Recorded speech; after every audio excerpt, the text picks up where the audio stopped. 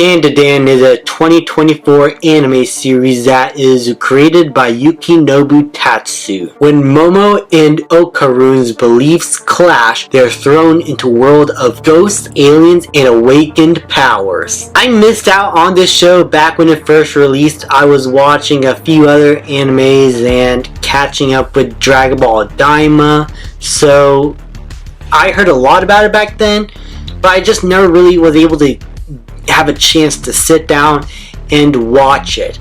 And with the movie culminating the first few episodes of season 2 together coming up, or at this point already came out, I wanted to catch up on season 1 before I saw those first few episodes in theaters. So I watched season 1, finished it in 2 days, and all in all, I had a blast with this show. I thought DanDaDan Season 1 was really fun. Not only are the characters of Momo and Okaru are really fun to follow, but their situations and how they end up fighting all these aliens and ghost-like beings were just a whole lot of fun. And with it also being a bit of a romance anime as well, I was dreading some of the usual cliches that romance anime would often have, but was surprised by just how likable these two characters are as a growing couple. And while there are a few elements that are similar and felt like it's just going through the formula of a typical romance comedy like this with misunderstandings and such and so, the situations that these characters find themselves in that also involve romance, but also a lot of tension and horror and sci-fi elements all mixing together, somehow made a blend of so many genres that felt unique to itself. And it made a lot of the characters and their quirks feel a lot more charming and easy to buy into, because these are two characters that at the beginning of the show are pretty much loners, or not so. Momo, as she has a bunch of friends, but she feels alone in her true passions and wanting to really explore how ghosts are actually a real thing and tell everyone they exist due to her upbringing as a child. In that way, she felt alone, and finding someone who's able to share in her weirdness is actually somewhat refreshing.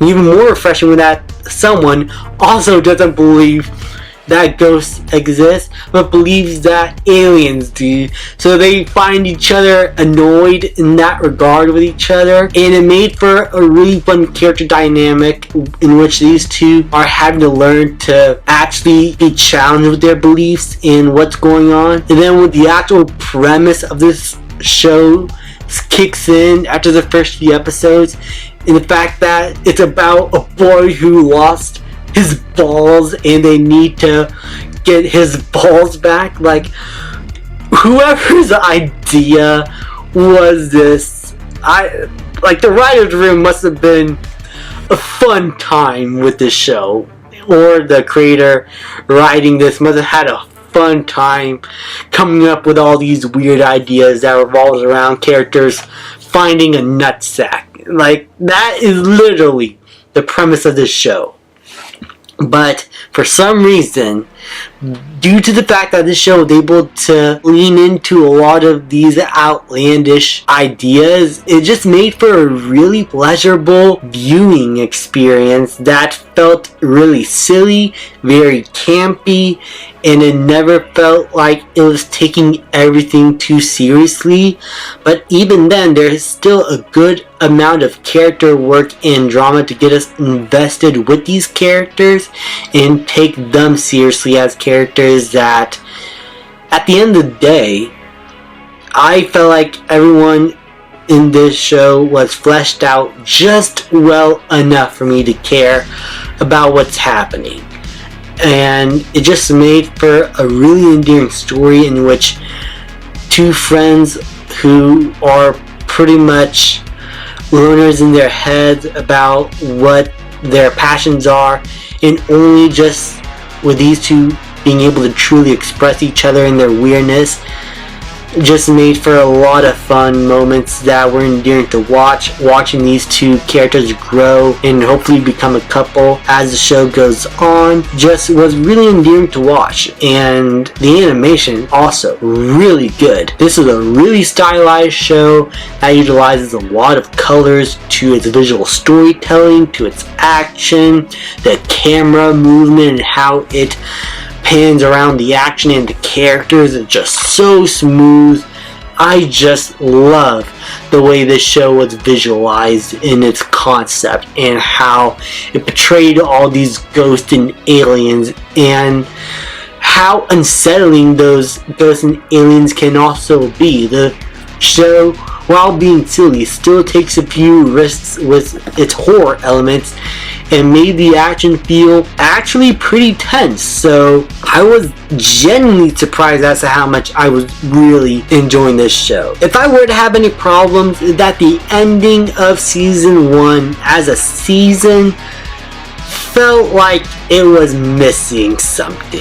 And when I found out that the next few episodes is basically going to just be like the next few episodes of this last arc, I didn't know how to feel about it. I just felt like you could have done those last few episodes here, especially after watching them in theaters. I felt like you could have just added those episodes here in season 1. It could have ended off in a pure banger, and the cliffhanger at the end of that movie could have been a perfect setup for season 2. So all in all, I didn't like the way season 1 ended, but after watching those last few episodes, it made the experience a little bit more tolerable, especially for me, who's more of a newcomer to the show. And being able to watch those last few episodes immediately in the theater, the experience wasn't that bad. But if I were to be critical, that would be my one criticism I have with season 1 of DanDaDan. But other than that, the characters were endearing, the action was great, the ideas were silly, but they paid off really well, and the tone I felt was just right, the right amount of fun, silliness with horror and sci-fi. It just all blended together very well to create an anime that I can see literally anyone having a fun time with, no matter what fan of genre anime you like. I think there's something for anyone to enjoy here in DanDaDan. And so for that, I'm going to give season 1 of DanDaDan an A. Thank you guys so much for watching. Please like, subscribe, comment, and I will see you guys next time.